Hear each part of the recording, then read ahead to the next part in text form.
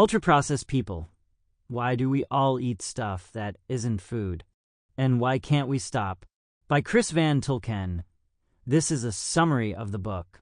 Introduction Journal Club and the Arms Race within Journal Club. A weekly meeting where lab members presented and critiqued research papers. The lab's focus. Studying the arms race between viruses like HIV and the cells they infect. A surprising discovery. A paper revealed that junk DNA actually contains active viral genes that are constantly suppressed by other genes in our genome. The human genome, an internal arms race, this ongoing competition drives the evolution of complexity in our DNA. We are the product of an arms race. Our bodies are a complex ecosystem of competing genetic elements and microbes. The arms race of eating as competition. All life competes for energy, leading to complex predator-prey relationships and adaptations. The rise of ultra-processed food. UPF over the past 150 years, our diets have shifted towards novel, manufactured substances. UPF, the new ecosystem. The industrial food production system is driven by profit, with corporations competing for our money by creating hyperpalatable, addictive foods. UPF's impact. UPF is linked to numerous health problems, including obesity, cancer, and mental illness. It also contributes to environmental damage and social inequality. Obesity. A commerciogenic disease. Obesity is not a personal failing. The dramatic rise in obesity rates cannot be explained by a sudden decline in willpower. UPF's role.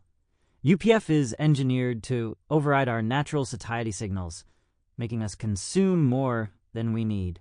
Blaming the victim. Society often blames individuals for obesity, but the problem is systemic. A call for change. We need to improve access to real food and regulate the marketing of UPF. The UPF experiment. Eat along. The author encourages readers to continue consuming UPF while reading the book to experience its effects firsthand. Become aware. Pay attention to the ingredients in UPF and how it makes you feel. Take back control. By understanding the nature of UPF, we can make informed choices about our diet. Part 1. Weight. TM. Eating what? 1. Why is there bacterial slime in my ice cream? The invention of UPF unmeltable ice cream.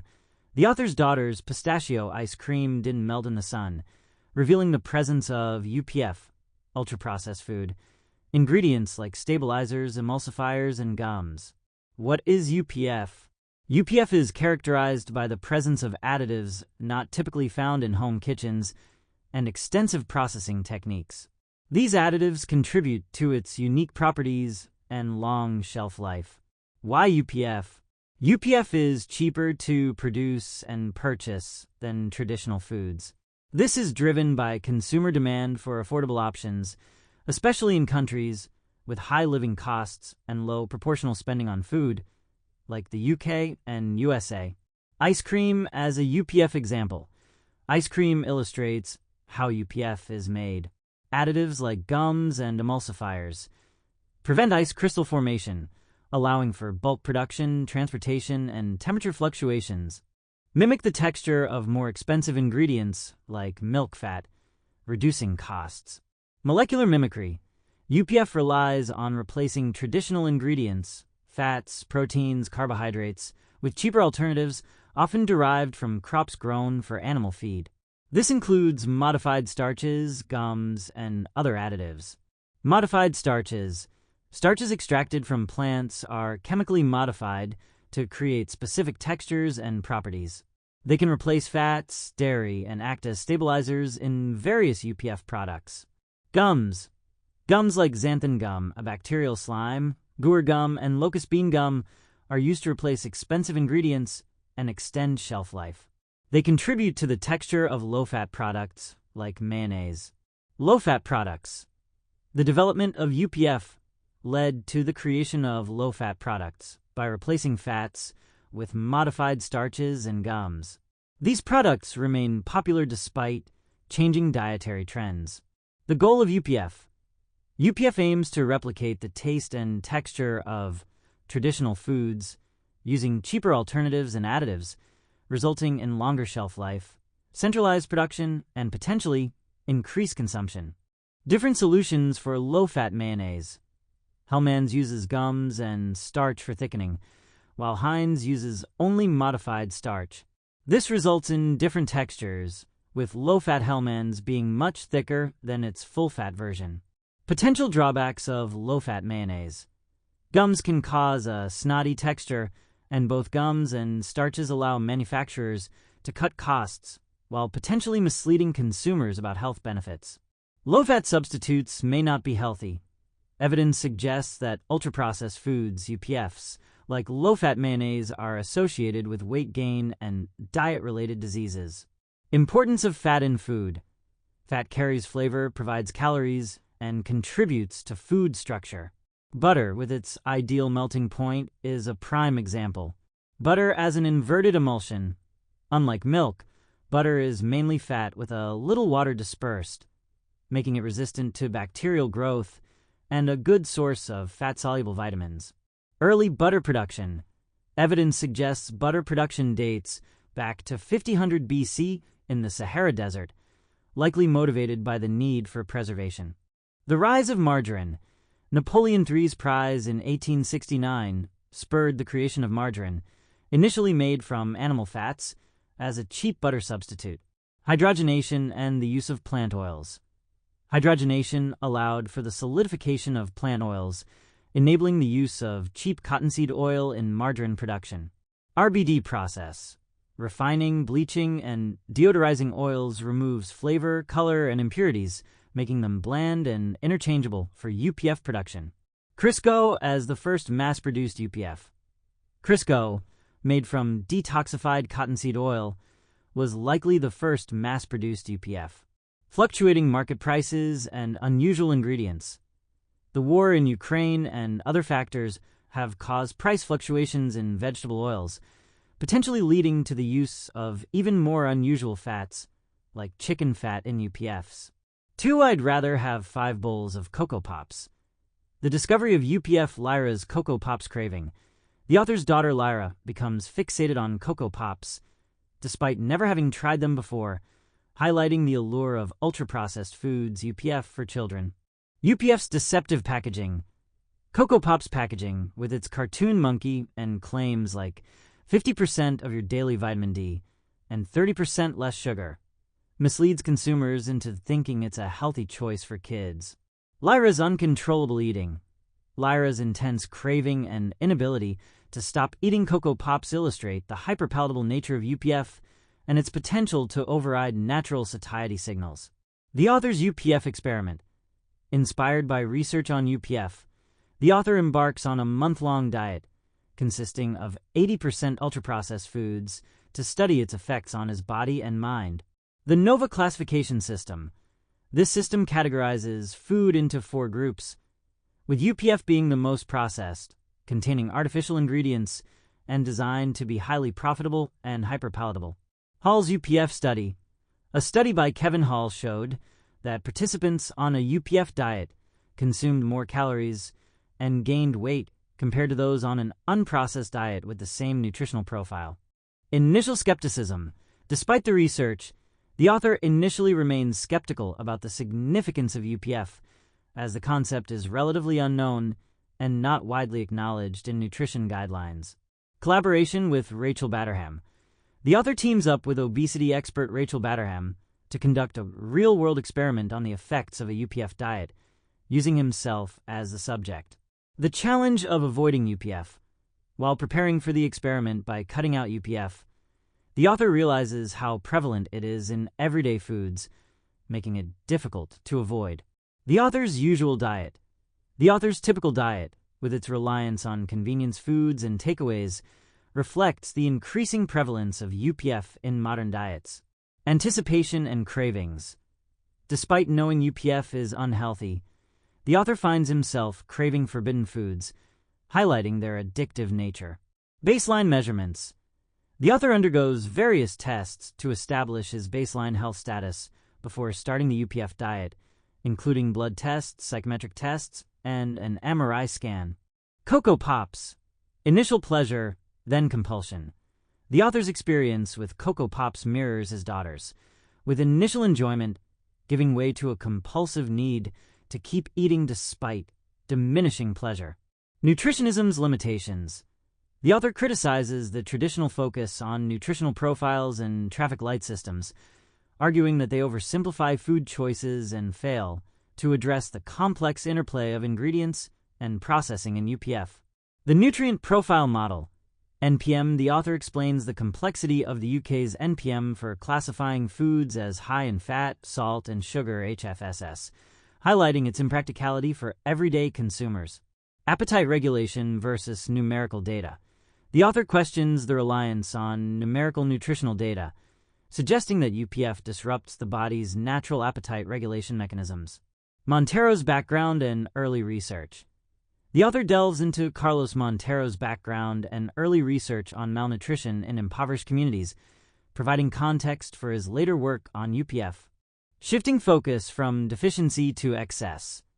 The author traces the evolution of nutritional science, from its initial focus on deficiency diseases to the contemporary challenge of overconsumption and obesity. The nutritional transformation in Brazil. The author describes Montero's observation of a nutritional transformation in Brazil where obesity rates rose among the poorest communities while declining in wealthier ones. Montero's research. Carlos Monteiro, a Brazilian nutritionist, meticulously documented Brazil's transition from low to high obesity rates. His work revealed a paradox: increased consumption of healthy foods, cereals, pasta, alongside a decrease in unhealthy ones, oil, sugar, coincided with rising obesity. Shifting focus. To resolve this, Monteiro shifted from analyzing individual nutrients to overall dietary patterns. He used novel statistical methods to identify two distinct patterns, one based on traditional foods, rice, beans, and another on ultra-processed foods, UPFs, like soft drinks, cookies, and instant noodles. The rise of UPFs. Montero's research showed that UPFs were displacing traditional foods in the Brazilian diet. Consumption of biscuits and soft drinks increased dramatically, correlating with the rise in obesity. Redefining bad food. Montero's findings challenged conventional definitions of healthy and unhealthy foods. While sugar and oil were associated with health, this was because they indicated households still cooking traditional meals. The problem lay in the processing of foods, not just their individual components. The UPF distinction. Montero's work highlighted the difference between traditional foods and UPFs, even when their nutritional profiles, calories, fat, salt, sugar, appear similar. A homemade pizza and a supermarket UPF pizza illustrate this point. Historical concerns about processed food. Concerns about processed food predate Montero's work. Hugh Sinclair, 1950s, linked highly processed wheat and margarine to chronic diseases. Clara Davis, 1920s, raised concerns about white flour, baked goods, and sugar. Frederick Acum, 1820s, wrote about the dangers of food adulteration. The complexity of the issue.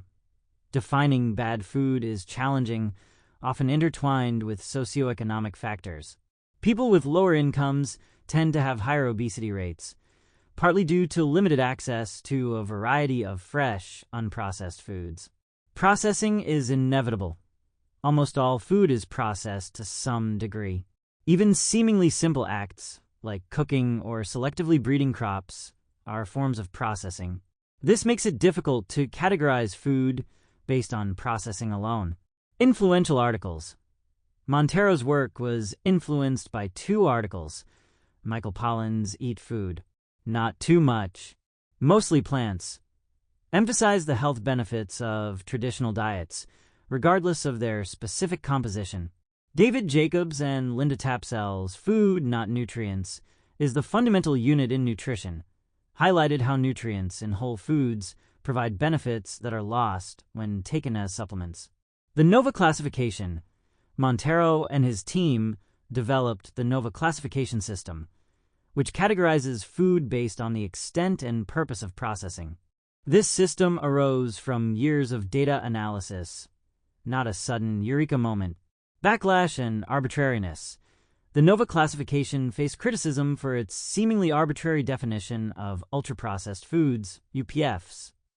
Critics questioned how processing alone, without changing calorie content or chemical composition, could negatively impact health. The importance of defining UPF. Despite the seeming arbitrariness, defining UPFs is crucial for scientific study. Drawing a line, even if somewhat arbitrary, allows researchers to investigate the health effects of these foods. The scientific method. The authors argue that arbitrariness in initial classifications is not detrimental to science. What matters is the ability to test the resulting hypotheses rigorously. The NOVA classification is presented as a hypothesis to be tested, not an absolute truth. Operationalizing UPF. The NOVA classification provided a framework for studying UPFs. The author poses the question of whether this hypothesis will hold up to scrutiny. 3. Sure, ultra-processed food sounds bad, but is it really a problem? Camping trip and UPF challenges. Went on a camping trip with brothers and brothers-in-law. Struggled with UPF diet, succumbing to Doritos, Red Bull, Skittles, and Haribo. Experienced unsettling physical and mental effects due to cravings and dietary changes. Debated the UPF status of Alpenmuesli with Ryan, highlighting the impact of even seemingly healthy processed ingredients. Ryan, despite his expertise, was swayed by Alpen's packaging, emphasizing the power of marketing in food choices. Radio documentary and Kevin Hall received a request from BBC Radio to create a documentary about UPF. Saw the documentary as a potential avenue for research funding and collaboration. Contacted Kevin Hall, a leading nutrition scientist who had studied the effects of UPF. Hall initially found the UPF concept absolute nonsense, challenging the focus on nutrients in traditional nutrition science. Kevin Hall's background. Hall is a physicist with a PhD in mathematical modeling, not a trained nutritionist. He has made significant contributions to nutrition science, including a mathematical model of adult human metabolism, research on the metabolic effects of sugar, The Biggest Loser study, which highlighted the difficulty of maintaining weight loss, a study testing the UPF hypothesis. Hall's diverse background and rigorous approach have shaped his influential work in nutrition. Hall's initial skepticism of UPF. Hall encountered the UPF concept at a conference, where a Pepsi executive expressed concerns about it.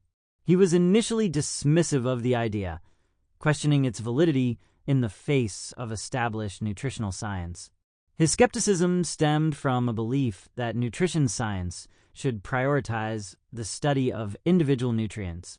Hall's critique of the UPF concept. He found Montero's definition of UPF vague and unsatisfying, lacking a clear explanation of why these foods are harmful. He questioned whether the negative effects of UPF were due to high salt, sugar, and fat content with low fiber, displacement of healthy foods in the diet, correlation with other factors like smoking and poverty, a combination of these factors, something inherent to the processing itself. He challenged the inconsistency of claiming UPF is not about nutrients while attributing its harm to nutrient composition. Hall's experiment to disprove UPF hypothesis, designed a study to demonstrate that processing has no independent effect, only nutrient composition matters. Created 2 diets, 80% unprocessed foods, NOVA Group 1, with some from Groups 2 and 3. 80% ultra-processed foods, NOVA Group 4. Both diets matched for salt, sugar, fat, and fiber content. Participants lived in a clinical setting for 4 weeks, consuming each diet for 2 weeks. UPF meals were commercially available, while unprocessed meals were prepared from scratch. Surprising results and implications. Participants ate 500 more calories per day on the UPF diet and gained weight. They lost weight on the unprocessed diet, despite being allowed to eat freely.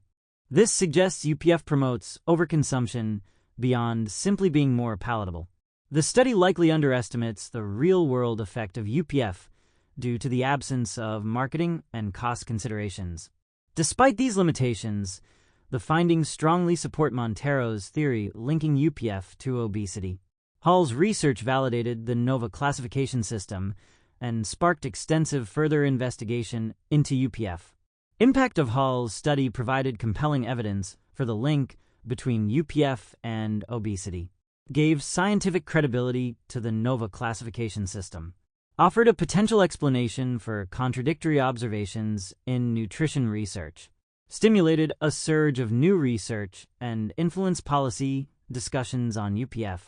Real-world evidence supporting Hall's findings, epidemiological studies have provided mounting evidence linking UPF to various health problems. This evidence suggests UPF may be a primary driver of the global obesity epidemic and other health issues. The volume of research supporting these links has increased dramatically since Hall's 2019 study. Addressing criticisms of the UPF concept, some argue UPF's negative effects are solely due to its high saturated fat, sodium, and added sugar content. Others suggest UPF is harmful because it displaces healthier foods in the diet. Another concern is that UPF consumption may be a proxy for poverty, which is independently linked to poor health. It's also possible that UPF consumption is associated with other unhealthy behaviors like smoking and excessive drinking.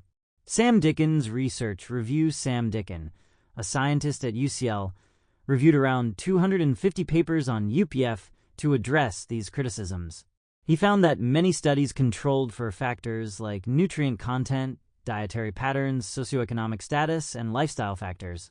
These studies consistently showed a strong association between UPF consumption and various health problems, even after accounting for these confounding factors. Evidence linking UPF to various health issues, increased UPF intake, is strongly associated with an increased risk of death, all-cause mortality, cardiovascular disease, strokes and heart attacks, cancers, including breast cancer, type 2 diabetes, high blood pressure, fatty liver disease, inflammatory bowel disease, ulcerative colitis and Crohn's disease, depression, worse blood fat profile, frailty, irritable bowel syndrome, and dyspepsia, indigestion, dementia. Significant effects on health outcomes. The negative effects of UPF on health are substantial. Studies have shown a significant increase in the risk of death, even after adjusting for dietary patterns and other factors. These findings highlight the importance of reducing UPF consumption for better health outcomes. Limitations of traditional nutritional guidelines. Current guidelines often focus on macronutrients, fat, salt, sugar, and ignore the role of processing. This allows for diets high in UPF to be considered healthy based on their nutrient profile alone.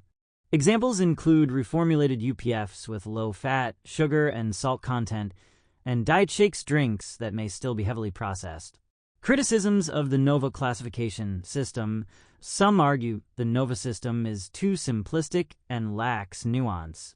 A 2017 paper in the American Journal of Clinical Nutrition criticizes NOVA for not explaining how processing harms health. This critique overlooks the growing body of evidence on the negative effects of UPF. Conflicts of interest in UPF research. Many papers critical of NOVA have authors with ties to the food industry, including Nestle and other UPF manufacturers. These conflicts of interest raise concerns about industry influence on research outcomes. While not all critical papers have conflicts of interest, they often cite industry-funded research. Strength of the evidence against UPF. Despite some criticisms, the evidence linking UPF to poor health is robust and comes from multiple sources. Fundamental biological evidence on the harms of specific UPF ingredients and characteristics. Hall's clinical study demonstrating increased calorie consumption and weight gain on a UPF diet. Numerous epidemiological studies showing strong associations between UPF and various health problems. The search for the definitive UPF. The author became interested in finding a specific UPF product that exemplifies the problems with this category of food. This search led to a deeper understanding of the history and development of processed foods. The author plans to share this journey and insights in the following sections of the book. For I Can't Believe It's Not Coal Butter, the ultimate UPF Imhosen Chemie's troubled history. This German chemical company, under Jürgen Hippenstall Imhosen Hippie, was involved in producing ecstasy and building a poison gas factory in Libya. This wasn't their first brush with controversy, as Hippie's grandfather, Arthur Imhosen, had used the company to create coal butter for the Nazi regime during World War II. The invention of coal butter. Facing fat shortages, Arthur Imhosen developed a process to convert coal into edible fat. This involved using the Fischer-Tropsch process to turn coal into liquid fuel, with paraffin as a byproduct, chemically transforming paraffin into fatty acids, adding glycerin to create Speisfett, edible fat, enhancing Speisfett with diacetyl and other ingredients to mimic the taste and appearance of butter. Ethical concerns, safety. Coal butter's safety was questionable, with studies revealing potential health risks like kidney problems and bone decalcification. Unethical testing. Safety tests were conducted on concentration camp prisoners. Deception. Imhosen's Jewish heritage was concealed by the Nazis to promote the coal butter as a propaganda tool. Corporate legacy. Despite their wartime activities, Imhosen Chemie and related companies like IG Farben continued to operate after the war. IG Farben was broken up into companies that still exist today, such as BASF, Bayer, and Sanofi. These companies have a complex legacy, profiting from wartime atrocities while evading reparations claims. The nature of corporations. The author compares corporations to organisms in an ecosystem fueled by money. Shame and outrage are insufficient to curb harmful corporate behavior. Only diverting the flow of money can affect change. The impact of synthetic food. Creating food from coal or any industrial process strips food of its cultural and historical meaning, reducing it to a mere source of calories. This aligns with the concept of ultra-processed food, UPF, which prioritizes efficiency and profit over nutrition and tradition. Looking ahead, the rapid rise of UPF and its potential effects on human health necessitate a deeper understanding of the evolution of eating habits. The author intends to explore this in the following sections by examining the first stage of eating,